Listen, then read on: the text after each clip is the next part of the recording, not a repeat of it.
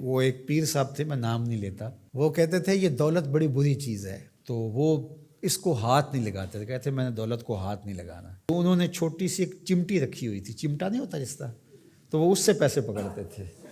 کہتے اس کو میں نے ہاتھ نہیں لگانا، یہ گندی چیز ہے۔ حالانکہ اس کی گندگی تو اس کا لالچ ہے، اور وہ تو صاحب تمہارے سینے کے اندر موجود ہے، چاہے چمٹے سے پکڑو چاہے ہاتھ سے پکڑو، بات تو ایک ہی ہے۔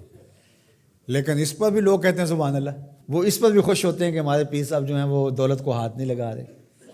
تو یہاں تو لوگوں کا جب یہ ذہنی لیول ہوگا تو پھر ظاہر ہے یہ ڈرامے چلتے رہیں گے اور یہ چیزیں جو ہیں وہ جاری رہیں گی۔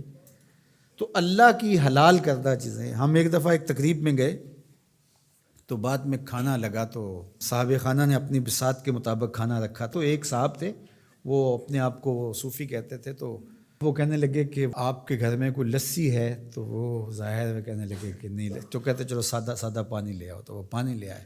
کہتے ہیں اب وہ سرخ مرچیں تھوڑی سی لے آئیں، وہ سرخ مرچیں لے آیا، تو اس کے اندر گھول کر کے تو وہ روٹی کو ڈبو کے کھا رہے تھے۔ میرے ساتھ 3-4 طالب علم تھے، تو میں نے ان کو آنکھ سے اشارہ کیا کہ یہ چاہ رہے ہیں کہ پوچھیں کہ حضرت یہ کیا ہے، تو میں نے کہا آپ نے بھی نہیں پوچھنا، لیکن خود ہی پھر کوئی 5-7 منٹ کے بعد وہ میں اصل سبزیاں گوشت کچھ بھی نہیں کھاتا، بس یہ لسی لے لیتا ہوں، اس میں یہ تھوڑا سا مرچیں ڈال لیتا ہوں اور روٹی سے، میں یہی میرا 12 سال سے یہ عمل ہے، تو نہ پھر لسی ملے تو پھر اس طرح پانی میں۔ تو وہ اس کے بعد وہ میرے تاثر لینا چاہ رہا تھا، میں نے کہا کہ میں تو اللہ کی ہر حلال شے کھا لیتا ہوں، میرے اللہ نے جو حلال کیا میں سب کھا لیتا ہوں۔ ان کی تو وہیں ہوا نکل گئی۔ تو یہ کس نے آپ کو حق دیا ہے کہ اللہ کی حلال کردہ چیزوں کو حرام؟ اگر آپ کی طبیعت نہیں مانتی یا آپ کی قسمت ایسی سڑی ہے کہ طیب اور پاکیزہ کھانے سامنے موجود ہیں اور آپ نے جو ہے وہ مرچیں ہی کھانی ہیں تو کھائیں۔ آپ اس کو تصوف سمجھتے ہوں گے، ہم اس کو آپ کے لیے اللہ کی طرف سے سزا سمجھتے ہیں۔ تو یہ خود ساختہ چیزیں ہیں۔ تو اللہ نے کیا فرمایا؟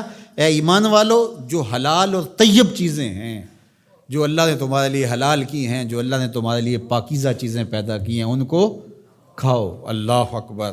تو جس طرح شریعت اسلامیہ نے اس بات پر ممانعت کی ہے کہ کسی کو حق نہیں پہنچتا کہ اللہ کی حرام کردہ چیز کو حلال بنائے کسی ہیلے بہانے سے یا کسی طریقے سے، اسی طرح کسی حلال کو بھی حرام بنانے کا کسی کو حق نہیں ہے کہ جس چیز کو اللہ نے حلال رکھا ہوا ہے، پاکیزہ بنایا ہوا ہے، اس کو اپنے اوپر حرام کر دے۔ یہ شیطان کی پیروی ہے کہ خود کہنا کہ میں اس کو اپنے اوپر حرام کر لیا۔ تم کون ہوتے ہو اپنے اوپر حرام کرنے والے جب تمہارے خالق نے تمہارے اوپر حرام نہیں کیا ہے؟ ہاں، اگر کسی چیز کی طرف مزاج کسی کا نہیں ملتا، اور وہ بہت ساری سبزیاں ہیں، بعض اوقات ماں کو شام کو مسئلہ ہوتا ہے کھانا پکائیں تو میرا یہ بچہ یہ چیز نہیں کھاتا شوق سے اور فلاں بچہ یہ نہیں کھاتا، تو وہ ایک الگ چیز ہے۔ وہ انسان کی رغبت طبعی کسی چیز کی طرف ہونا نہ ہونا، یہ کسی کا مزاج ہے، اور اس مزاج کے بارے میں کسی کو زور بھی نہیں دیا جا سکتا، لیکن اس کو حرمت کے درجے پہ لے آنا، اس کو اس لیے استعمال نہ کرنا